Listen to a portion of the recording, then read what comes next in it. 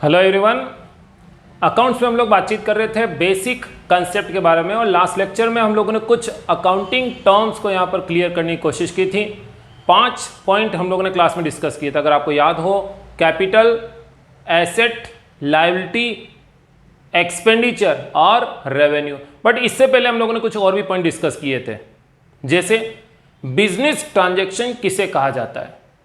कोई भी financial transaction जो किसी दो पर्सन के बीच में हुआ हो, जिसे बुक्स ऑफ अकाउंट में हम लोग रिकॉर्ड करते हैं और जिसे मनी के रेस्पेक्ट में मेजर किया जा सकता हो, यह है बिजनेस ट्रांजैक्शन। जैसे purchases of goods, sale of goods, capital introduction, drawings, fix assets, current assets. ये सारी टर्म्स हैं जो हम लोग फ्यूचर में डिटेल में काफ़ी डिस्कस करने वाले हैं, एक एक करके इन्हें डिस्कस करेंगे।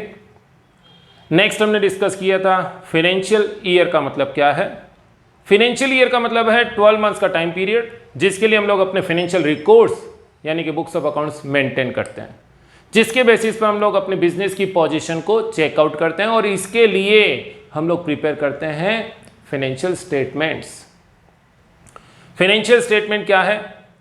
एक फाइनेंशियल ईयर में या एक स्पेसिफिक टाइम पीरियड में जितने भी फाइनेंशियल ट्रांजैक्शंस हम लोगों ने कंप्लीट किए हैं, इन ट्रांजैक्शंस को प्रॉपर बुक्स ऑफ अकाउंट में मेंटेन करने के बाद एक पर्टिकुलर स्टेटमेंट के रूप में इन्हें रिप्रेजेंट किया जाता है, और इन्हीं स्टेटमेंट्स को हम लोग बोलते हैं फाइनेंशियल स्टेटमेंट्स, जैसे कि balance sheet, profit and loss account, cash flow statement, fund flow statement and value added statement. Okay, last lecture में हम लोगों ने एक छोटा सा पॉइंट डिस्कस किया था, एक एग्जांपल हम लोगों ने कंसीडर किया था कि सपोज करिए आप में से कोई स्टूडेंट अपना खुद का एक बिजनेस स्टार्ट करता है, तो इस पर्टिकुलर एग्जांपल से हम लोग अपनी बिजनेस की काफी सारी टर्म्स बहुत अच्छे से क्लियर कर सकते हैं। बिजनेस कंडक्ट करने के बाद हमें अपनी बिजनेस की दो चीजों की एनालिसिस करने की रिक्वायरमेंट रहेगी। पहला, हमारी कंपनी की फाइनेंशियल पोजीशन। तो क्या क्या चीजें हमें चेक करनी रहेगी फ्यूचर में? एक तो फाइनेंशियल पोजीशन, और दूसरा हम लोग यहां पर चेक करने वाले हैं अपनी कंपनी की प्रॉफिटेबिलिटी। राइट, फाइनेंशियल पोजीशन को ही चेक करने के लिए हम लोग प्रिपेयर करते हैं एक स्टेटमेंट जिसे नाम दिया जाता है बैलेंस शीट, और प्रॉफिटेबिलिटी पोजीशन चेक करने के लिए हम एक स्टेटमेंट और प्रिपेयर करेंगे, and it will be known as profit and loss account. Okay, किसी भी कंपनी की फाइनेंशियल पोजीशन चेक करने के लिए क्या प्रिपेयर करेंगे? बैलेंस शीट प्रिपेयर करेंगे। और किसी भी कंपनी की प्रॉफिटेबिलिटी पोजीशन चेक करने के लिए क्या प्रिपेयर करना है? Obviously profit and loss account prepare करना है। तो आज की क्लास में हम इस बैलेंस शीट को थोड़ा डिटेल में और डिस्कस करेंगे।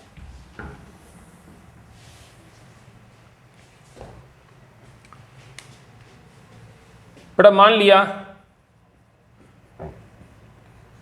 आप में से एक स्टूडेंट जिसका नाम हमने रखा है मिस्टर एक्स, इन्होंने अपना खुद का एक बिजनेस स्टार्ट करना है, और मान लेते हैं इस बार ये चाहते हैं कि एक मैन्युफैक्चरिंग कंसर्न, एक फैक्ट्री हम लोग लगाएं। तो यहां पर ये अपनी एक फैक्ट्री लगाना चाहते हैं, और इस फैक्ट्री का नाम हम लोग रख लेते हैं एक्स इंडस्ट्री। लास्ट लेक्चर में भी मैंने कहा था मिस्टर एक्स इस फैक्ट्री के लिए क्या है? यह है ऑनर, और मैंने आपसे कहा था यह है बिजनेस और यह है ऑनर, और बिजनेस का और ऑनर का दोनों का एग्जिस्टेंस, अस्तित्व अलग अलग रहेगा। Both are to be treated as separate entity. Right, business को आपको एक अलग एंटिटी कंसीडर करना है और ऑनर को आपको एक अलग एंटिटी कंसीडर करना है। हम यहां पर जो प्रॉफिटेबिलिटी चेक करेंगे, हम लोग यहां पर जो फाइनेंशियल पोजीशन चेक करेंगे, वो इस बिजनेस की करेंगे। मिस्टर एक्स यानी कि ऑनर की फाइनेंशियल पोजीशन चेक नहीं करेंगे। तो ये जो बैलेंस शीट हम लोग यहां पर प्रिपेयर करते हैं, ये बैलेंस शीट हम लोग प्रिपेयर करेंगे एक्स इंडस्ट्री की। ये जो बिजनेस है, इस बिजनेस की बैलेंस शीट हम लोग प्रिपेयर करने वाले हैं। Balance sheet of x industry, right. तो लास्ट लेक्चर में हमने कहा था हम इस बैलेंस शीट को दो पार्ट में डिवाइड करते हैं। ये दो पार्ट क्या क्या रहेंगे? The one side will be known as liability side and the another side will be known as asset side. तो यहां पर इस लेफ्ट हैंड साइड में हम लोग क्या शो करने वाले हैं? लायबिलिटीज। और राइट हैंड साइड में क्या शो करने वाले हैं? एसेट्स। अच्छा, पहले तो ये बताएं कि एसेट और लायबिलिटी का मतलब क्या होता है। कोई भी वैल्यू जिसका बेनिफिट हमें फ्यूचर में मिलने वाला है, इसे हम लोग बोलते हैं एसेट। ओके। और कोई भी ऑब्लिगेशन जिसका हमें फ्यूचर में पेमेंट करना हो, it is to be treated as liability. Okay. Mister X ने 20 लाख रुपीज से अपना बिजनेस स्टार्ट किया। तो 20 लाख रुपीज क्या? यह है कैश। मगर उस कैश को जब मिस्टर एक्स बिजनेस में इंट्रोड्यूस कर रहे हैं, तो इस बिजनेस की यह रेस्पॉन्सिबिलिटी है कि फ्यूचर में मिस्टर एक्स को जितना पैसा वो लगा रहे हैं उन्हें वापस से रीपेमेंट करे। तो इस बिजनेस के पॉइंट ऑफ व्यू से सोचिए, एक्स इंडस्ट्री के पॉइंट ऑफ व्यू से सोचिए, एक्स इंडस्ट्री को फ्यूचर में मिस्टर एक्स को फिर से 20 लाख रुपीस का अमाउंट रीपे करना पड़ेगा। It's an obligation. तो ये 20 लाख रुपीस का जो अमाउंट है, वेदर इट इज एसेट और liability, obviously it is liability. तो मिस्टर एक्स ने जो 20 लाख रुपीस का अमाउंट लगाया है, इसे हम बोलते हैं कैपिटल। और इसका अमाउंट कितना होगा अभी? 20 लाख रुपीस। मगर ये 20 लाख रुपीस किस फॉर्म में मिस्टर एक्स लेकर आ रहे हैं? तो ऑब्वियस है ये अपना कैश बैलेंस है 20 लाख रुपीस। ध्यान रखें, इस बैलेंस शीट में ये एसेट साइड और ये liability side, asset side and liability side, ये ऑलवेज इक्वल पोजीशन में रहेंगे। ये कभी चेंज नहीं हो सकते, डिफरेंस नहीं आएगा यहां पर। ओके। तो मिस्टर एक्स ने इस इंडस्ट्री में 20 लाख रुपीस लगाए हैं। इस इंडस्ट्री के पॉइंट ऑफ व्यू से सोचिए, इंडस्ट्री को 20 लाख रुपीस का अमाउंट फ्यूचर में वापस मिस्टर एक्स को रीपे करना है। तो इंडस्ट्री के पॉइंट ऑफ व्यू से तो ये क्या हुई? एक लायबिलिटी भी है। मगर अब अपन अनदर पॉइंट सोचते हैं, मिस्टर एक्स के पॉइंट ऑफ व्यू से सोचिए। मिस्टर एक्स ने 20 लाख रुपए बिजनेस में लगाए, जहां से मिस्टर एक्स को ये वापस से 20 लाख रुपए फ्यूचर में मिल जाएगा। तो मिस्टर एक्स के पॉइंट ऑफ व्यू से समझेंगे तब आपको लगेगा कि ये क्या है? एसेट है। आपने 20 लाख रुपए बिजनेस में लगाए तो वापस फ्यूचर में 20 लाख आपको मिलेंगे। आपके पॉइंट ऑफ व्यू से तो ये एसेट है, बट बिजनेस की बैलेंस शीट बना रहे हैं, आपकी बैलेंस शीट नहीं बना रहे हैं, तो बिजनेस के लिए क्या चीज हो गई? लायबिलिटी हो गई। ओके। नाउ इंडस्ट्री लगानी है तो सबसे पहले हमें क्या चाहिए? लैंड, जहां पर हम लोग बिल्डिंग वगैरह कंस्ट्रक्ट करवाएंगे। तो लैंड के लिए हमारे पास पैसे पड़े हैं, ये 20 लाख रुपए। मार्केट में जाके पता किया तो लैंड परचेज करने के लिए हमें रिक्वायरमेंट थी सपोज 5 लाख रुपीस की। इस कैश बैलेंस में से हमने लैंड ऑनर को 5 लाख रुपीस का अमाउंट पे कर दिया और उससे हमने लैंड परचेज कर ली। अब मुझे बताओ, इस बिजनेस के अंदर परचेज किया मिस्टर एक्स से, इसका कोई अब मेंशन नहीं करना कहीं मिस्टर एक्स को। अब इस बिजनेस के अंदर हम लोगों ने एक लैंड परचेज किया। क्या इस लैंड को फ्यूचर में यूज में लिया जा सकता है? क्या इस लैंड से फ्यूचर में कोई बेनिफिट हमें मिल सकता है?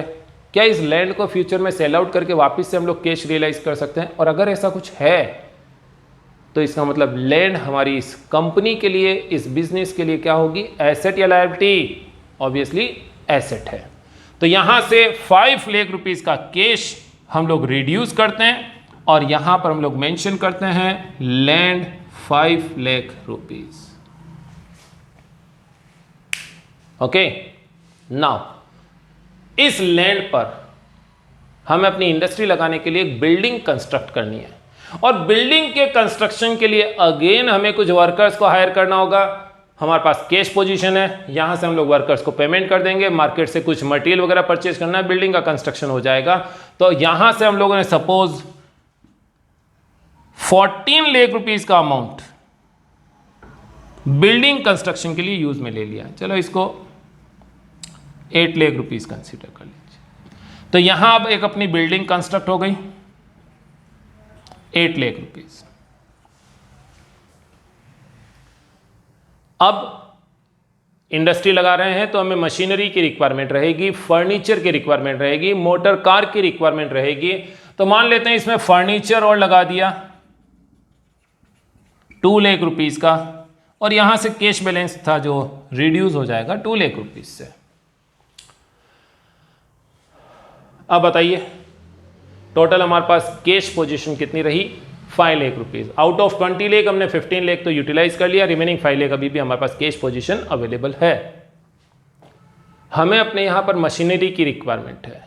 हमने पता किया कि जो इंडस्ट्री हम लोग लगाना चाह रहे हैं इसके लिए हमें टोटल जो मशीनरी चाहिए वर्थ रुपीज 12 लाख, 12 लाख रुपए की मशीन परचेज करनी है। बट हमारे पास पैसा सफिशिएंट नहीं है, we just have only 5 lakh rupees. तो क्या करें? ऑब्वियसली हम लोग बैंक से कांटेक्ट करते हैं, किसी रिलेटिव से कांटेक्ट करते हैं और उनसे हम लोग क्या लेने वाले हैं? लोन लेने वाले हैं। इस बिजनेस ने किसी बैंक से लोन लिया है, बताओ ना, ये जो बैंक से लोन लिया है क्या फ्यूचर में आपको लोन को वापस रीपे करना होगा? यस और नो? ऑब्वियसली रीपे करना होगा। तो बैंक से जो लोन लिया है ये लोन हमारे लिए क्या हुआ? लायबिलिटी होगी। बट बैंक हमारे को लोन के रूप में क्या चीज देगा? कैश देगा या बैंक के अंदर बैलेंस रख देगा, ये 10 लाख रुपए है जो आप फ्यूचर में यूटिलाइज करते रहिए। तो बेटा बैंक से हमें लोन मिला है, बैंक लोन 10 लाख रुपीस का। ये बैंक लोन हमारे लिए लायबिलिटी है, बट बैंक के अंदर अब हमारा बैलेंस जो बचा हुआ है, बैंक बैलेंस 10 लाख रुपीस, ये बैंक बैलेंस हमारा एसेट है जिसे हम लोग अब क्या कर सकते हैं? मशीनरी परचेज करने के लिए यूज में ले सकते हैं। आप किसी भी बैंक में जाते हैं कि भैया हमें लोन दीजिए, सपोज करो आप बैंक में नहीं जाते हैं, किसी मिस्टर ए के पास जाते हैं कि भैया मुझे 2000 रुपये उधार दे दो, लोन के रूप में दे दो, तो वो 2000 रुपये आपको कैश देगा, राइट। अब आप बैंक के पास गए कि साहब हमें 10 लाख रुपए का लोन दे दीजिए, तो 10 लाख रुपए का जो लोन वो आपको देंगे उसके लिए वो आपसे बोलेंगे आप हमारे बैंक के अंदर एक अकाउंट ओपन करवा दीजिए जिसमें हम लोग 10 लाख रुपए डाल देते हैं, वो पैसा आप धीरे धीरे करके विड्रॉ कर सकते हैं। तो बैंक लोन हमारे लिए क्या हुई? एक लायबिलिटी, मगर बैंक के अंदर जो हमारा बैलेंस बचा हुआ है वो है अपनी एसेट, क्योंकि हम इस एसेट को, इस 10 लाख रुपए को कैश में कन्वर्ट कर सकते हैं या कोई भी चीज खरीदने के लिए यूज में ले सकते हैं, और ये लोन जो है अपने को फ्यूचर में वापिस से किसी को रीपे करना होगा।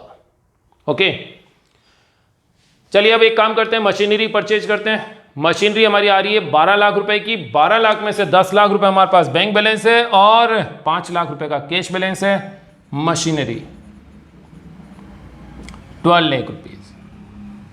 तो अब क्या होगा? यहां से 10 लाख रुपीज हमारा बैंक बैलेंस रिड्यूस हो जाएगा और यहां से 5 लाख रुपीज, उसमें से 2 लाख रुपीज हमारा कैश बैलेंस रिड्यूस हो जाएगा। क्या यहां तक कहीं कोई डाउट या कहीं कोई प्रॉब्लम?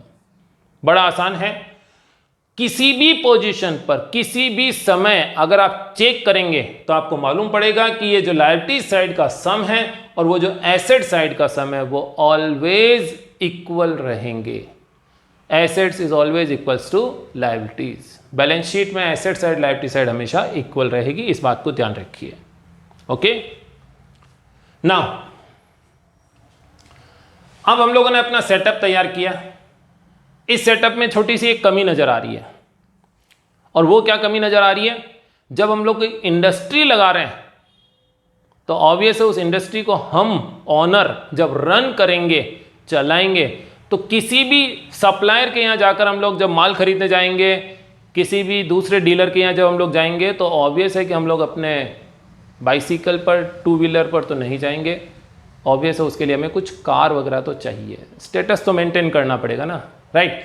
तो स्टेटस मेंटेन करने के लिए अब हम एक काम करते हैं, कार परचेज करते हैं।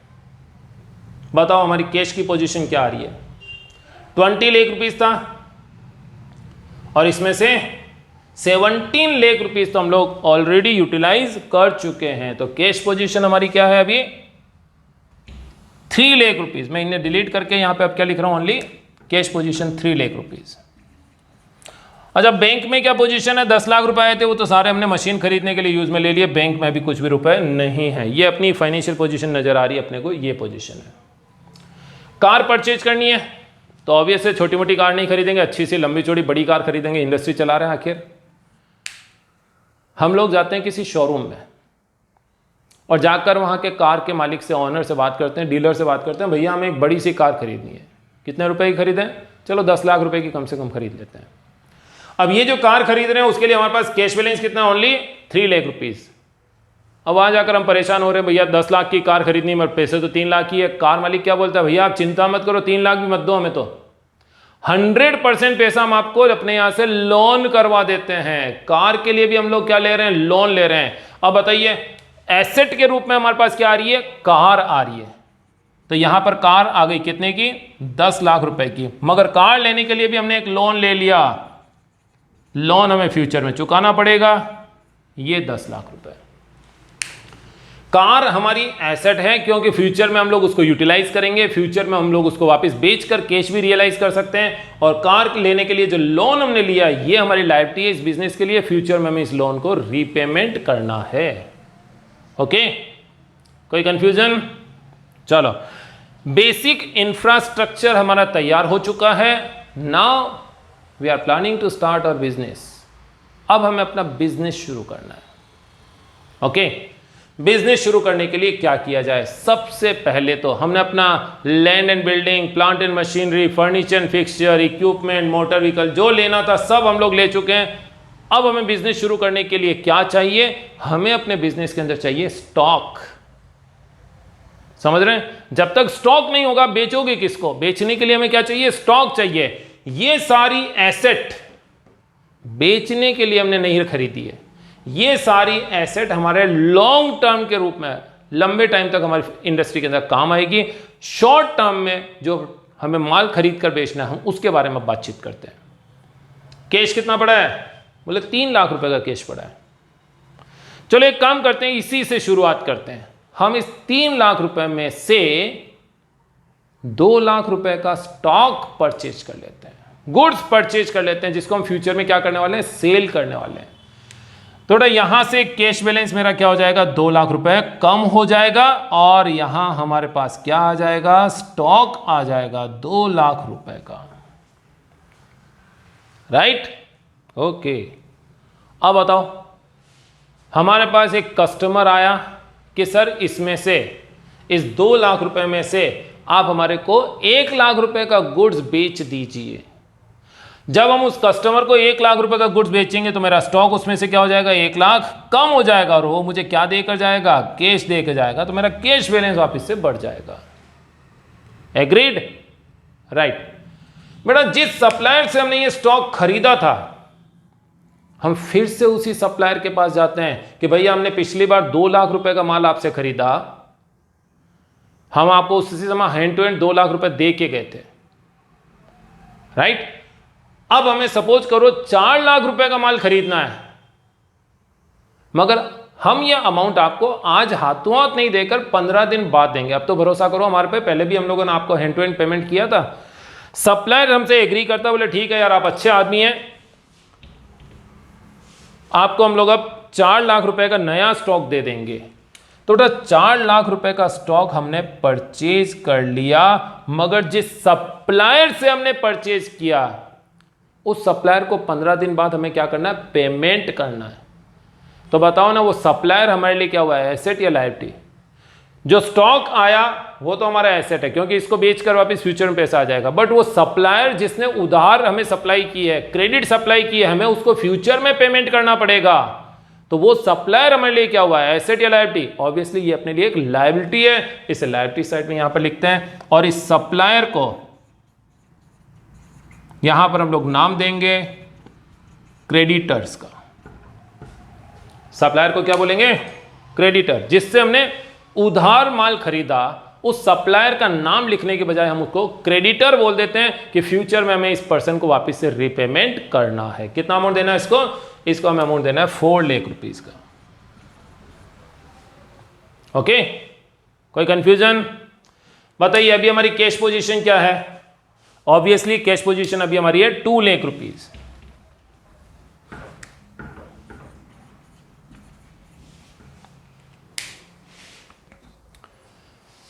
बेटा ये जो स्टॉक हमारे पास था 2 लाख में से 1 लाख सेल हो चुका था, 1 लाख का बचा था और 4 लाख का और आ गया, टोटल स्टॉक कितना है 5 लाख का। अभी हमारे पास एक पर्सन आता है और ये पर्सन आकर हमें बोलता है भैया हमें 3 लाख का गुड्स बेच दीजिए। हम अपने यहाँ से 3 लाख का गुड्स उसको सेल करते हैं, ये 3 लाख रुपीज चले गए, स्टॉक कम हो गया और 3 लाख हमारे पास क्या हो जाएगा, कैश बैलेंस बढ़ जाएगा। अब टोटल कैश बैलेंस कितना हो गया 5 लाख रुपीज। 15 दिन निकल गए, 15 दिन बाद हमें क्या करना है, अपने सप्लायर को यानी क्रेडिटर को पेमेंट करना है। हम क्या करते हैं, अपने पास जो 5 लाख रुपए पड़े हैं इसमें से 4 लाख रुपीज का अमाउंट किसे दे देते हैं, सप्लायर को दे देते हैं। सप्लायर का बैलेंस 0 हो जाएगा और हमारा कैश बैलेंस भी 4 लाख से कम हो जाएगा। ये बिजनेस ट्रांजेक्शन्स हैं जिनके बारे में हम लोग बातचीत कर रहे हैं, राइट। चलिए अभी बताइए हमारे पास गुड्स की क्या पोजीशन है। 2 लाख था, 1 लाख का सेल कर दिया, 1 लाख बचा, 4 लाख का और आया 5 लाख, इसमें से 3 लाख का हमने सेल कर दिया। रिमेनिंग गुड्स क्या बचा, ओनली 2 लाख का बचा हुआ है। यहीं से वापस कंटिन्यू करते हैं। 2 लाख का गुड्स है। बेटा एक कस्टमर हमारे पास आया जो इतने टाइम से पिछली बार हमारे से परचेज करके ले जा रहा था और अब तक हम उसे कैश में सेल करते थे। इस बार ये कस्टमर कहता है कि मेरे पास कैश पोजीशन बहुत अच्छी नहीं है, आप एक काम करिए, आप मुझे गुड्स क्रेडिट पर बेच दीजिए, मैं आपको ये पेमेंट जो होगा नेक्स्ट मंथ 1 तारीख को कर दूंगा। हमने उसे 1 लाख रुपीज का स्टॉक सेल कर दिया तो हमारा स्टॉक क्या हो गया, 1 लाख से रिड्यूस हो गया और अब इस कस्टमर से ये अमाउंट हमें फ्यूचर में मिलेगी। तो बताओ ना ये कस्टमर हमारे लिए क्या है, एसेट है या लायबिलिटी है? ऑब्वियसली ये कस्टमर हमारे लिए एसेट है। तो ये कस्टमर हमारे लिए एसेट है और इसे हम बोलते हैं डेटर। कितना अमाउंट, 1 लाख रुपीज का अमाउंट, राइट। यहां तक कोई डाउट या कोई प्रॉब्लम हो तो बोलिए, एनीवन। बड़ा आसान सा है। हम यहां पर कुछ बिजनेस ट्रांजैक्शंस के बारे में बातचीत कर रहे हैं और बिजनेस ट्रांजैक्शंस के अंदर हम लोगों ने डिस्कस किया कैपिटल क्या है, land, building, furniture, machinery, car, ये सब एसेट क्या है, bank loan, car loan, supplier, ये लायबिलिटीज क्या है। ये छोटे छोटे पॉइंट हम लोग यहां पर अभी तक डिस्कस कर रहे हैं। तो यहां तक किसी को भी कोई डाउट या कोई प्रॉब्लम हो तो बोलिए, एनीवन? श्योर? बड़ा आसान है यहां तक, okay.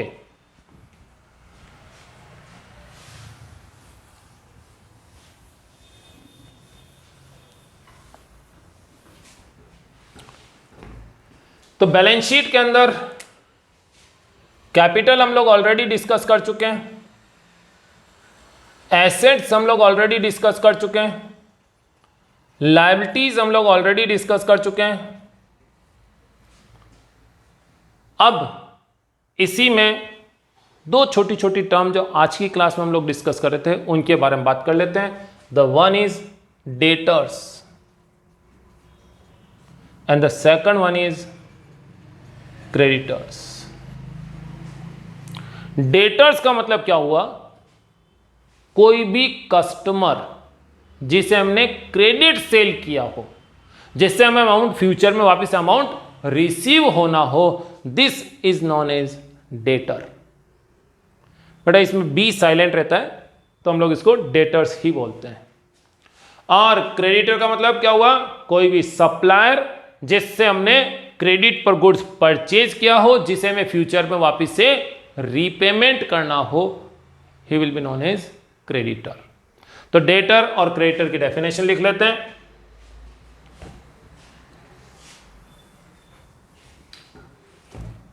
Debtors, customers to whom we have sold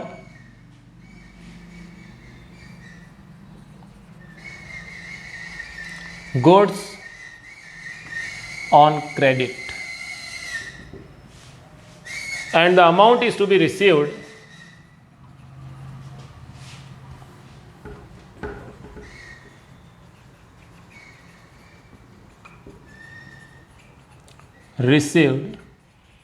in future.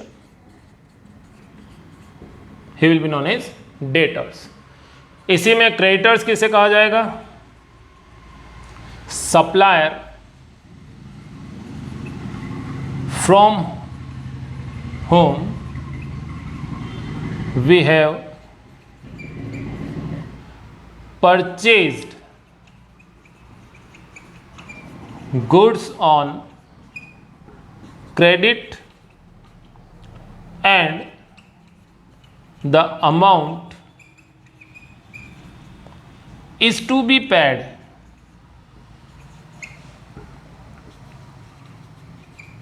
in future. Right? तो ये कुछ छोटे छोटे से पॉइंट्स आज के लेक्चर में हम लोगों ने अब तक डिस्कस किए हैं. ये है बैलेंस शीट और बैलेंस शीट से रिलेटेड कुछ टर्म्स. तो एसेट्स में क्या क्या आएगा और लायबिलिटीज में क्या क्या आएगा, ये पॉइंट हम लोगों ने यहां पर डिस्कस किया है. एक जो पॉइंट मैंने आपको बीच में 2 बार 3 बार बोला है कि ये जो टोटल लायबिलिटी साइड है और ये जो टोटल एसेट साइड है, ये ऑलवेज मैच होनी चाहिए. तो क्या हम लोग ऐसा लिख सकते हैं कि ऑनर ने जितना पैसा लगाया है, इसको हम लोग क्या बोलते हैं, कैपिटल. जो हमने पैसा मार्केट से, आउटसाइडर से बोरो किया है, जिन्हें हमें फ्यूचर में पेमेंट करना है, यह है एक्सटर्नल लायबिलिटीज. इसको लायबिलिटीज के नाम से हम लोग जानते हैं. ये कैपिटल है और ये लायबिलिटीज है. ये सब किसके बराबर होनी चाहिए, हमारी कंपनी की टोटल एसेट्स के इक्वल होना चाहिए. तो ये एक अकाउंटिंग इक्वेशन है जिसे आप लिख लीजिए और इसे आप हमेशा याद रखें. अकाउंटिंग इक्वेशन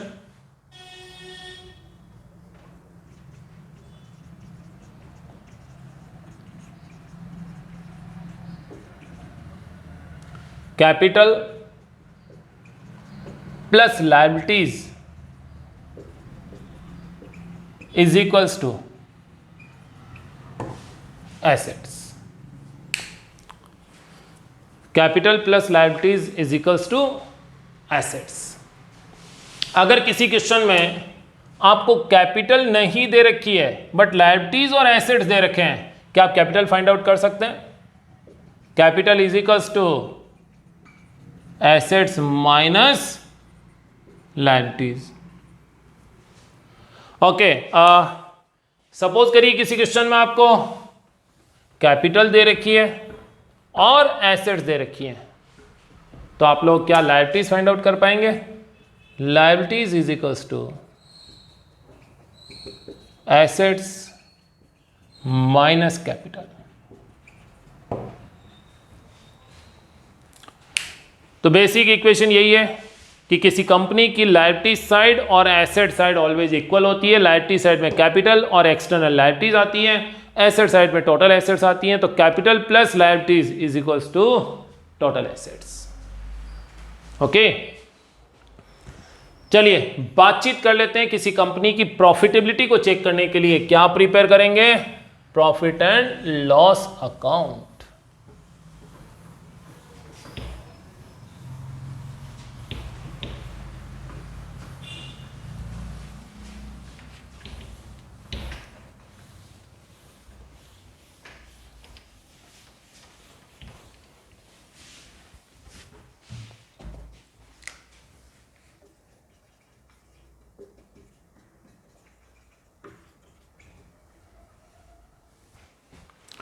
इस प्रॉफिट एंड लॉस अकाउंट को प्रिपेयर करने के पीछे रीज़न है कुछ इनकम और रेवेन्यू या रेवेन्यू और कुछ सर्टेन एक्सपेंडिचर्स हैं, इन्हें एक बार डिस्कस करना.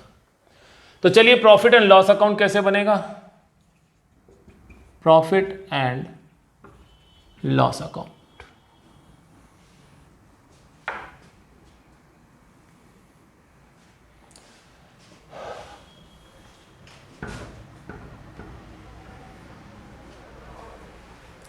बड़ा इस प्रॉफिट एंड लॉस अकाउंट को 2 पार्ट में डिवाइड करते हैं.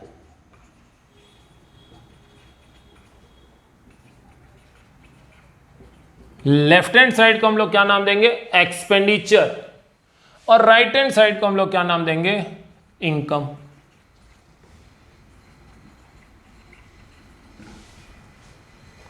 हालांकि बाद में हम लोग इनकम एक्सपेंडिचर नहीं लिख के दोनों तरफ पर्टिकुलर्स लिख देंगे, वो फ्यूचर की बात है. एक बार समझने के लिए हम लोग यहां एक साइड में एक्सपेंडिचर और एक साइड में हम लोग इनकम को कंसीडर कर लेते हैं. राइट?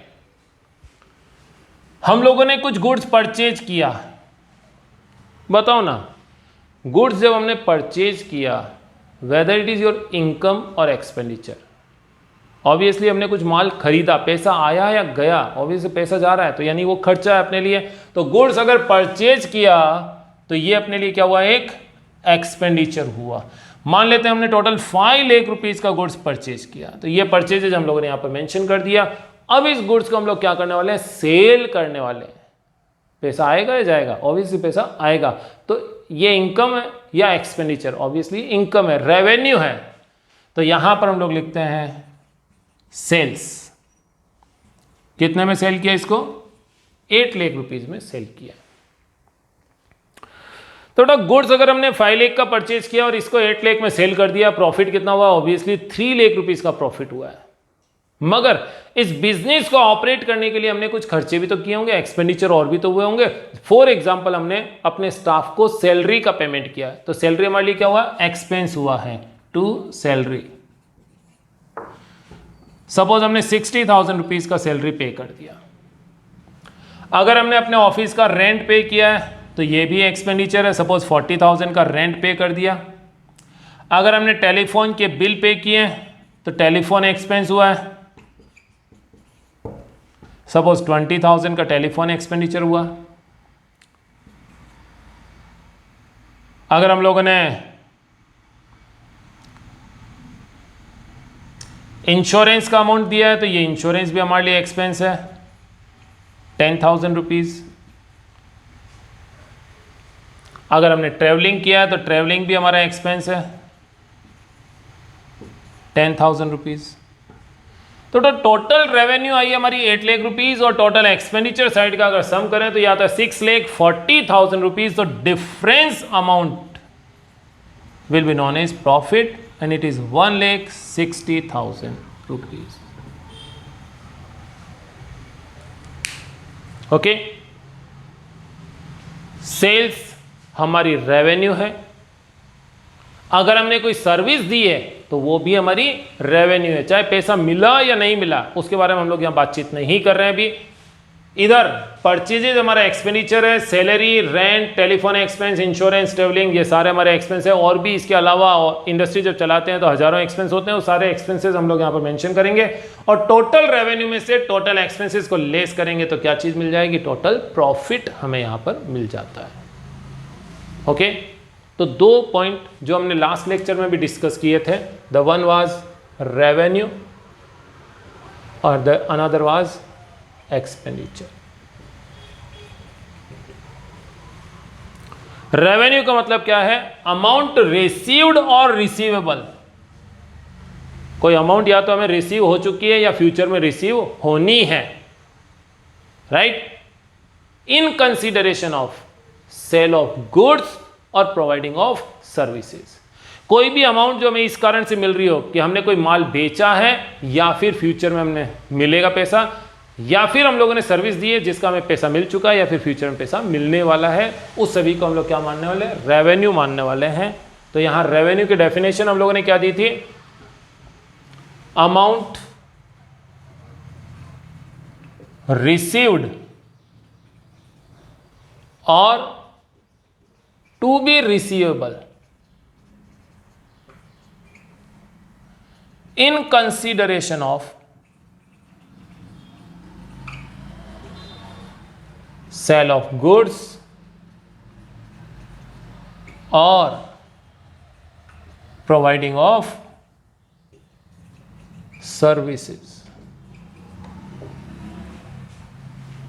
या तो हमने गुड सेल किया है या फिर कोई सर्विस प्रोवाइड की है, इसके रेस्पेक्ट में या तो कैश रिसीव हो चुका है या फ्यूचर में रिसीव होने वाला है, इसको हम लोग क्या बोलने वाले हैं, ये है अपने रेवेन्यू।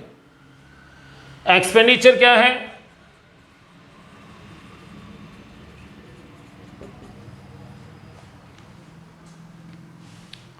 कोई भी वैल्यू जिसका बेनिफिट हमने पास्ट में ले लिया है, चाहे इसके लिए हमने पैसा दिया, पेमेंट किया या नहीं किया, ये अपने लिए क्या कहलाएगा, एक्सपेंडिचर कहलाएगा। तो एक एग्जांपल अपन ने पिछली बार भी किया, यहाँ पे लिया था कि 60,000 रुपीज़ का हमने स्टाफ को सैलरी का पेमेंट करना है, चाहे पेमेंट कर दिया या नहीं किया, अगर इन लोगों ने ये काम कर दिया है तो हमारे ये एक्सपेंडिचर होगा। और ये पैसा अगर हमने इन्हें फ्यूचर में काम करने के लिए दिया है तो फिर ये हमारा एसेट होगा। तो एक्सपेंडिचर का मतलब क्या हुआ, any value of which benefit we had taken in past irrespective of the payment is made, whether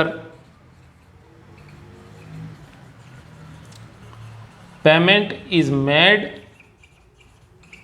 or not, it doesn't matter to अस।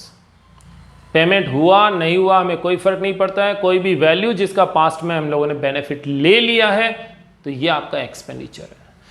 कोई भी वैल्यू जिसका बेनिफिट फ्यूचर में मिलेगा ये हमारी एसेट है, राइट। तो हम लोगों ने यहां पर कुछ अकाउंटिंग टर्म्स को जो डिस्कस करना था, छोटे छोटे पॉइंट्स हमें डिस्कस करने थे। लास्ट लेक्चर में हम लोगों ने शॉर्ट में डिस्कस किया, आज थोड़ा डिटेल में हम लोगों ने डिस्कस किया है। तो मेरे हिसाब से आज की ये क्लास यही हम लोग रखते हैं। नेक्स्ट क्लास के अंदर काफ़ी सारी नई अकाउंटिंग टर्म्स के बारे में हम लोग और बातचीत करने वाले हैं।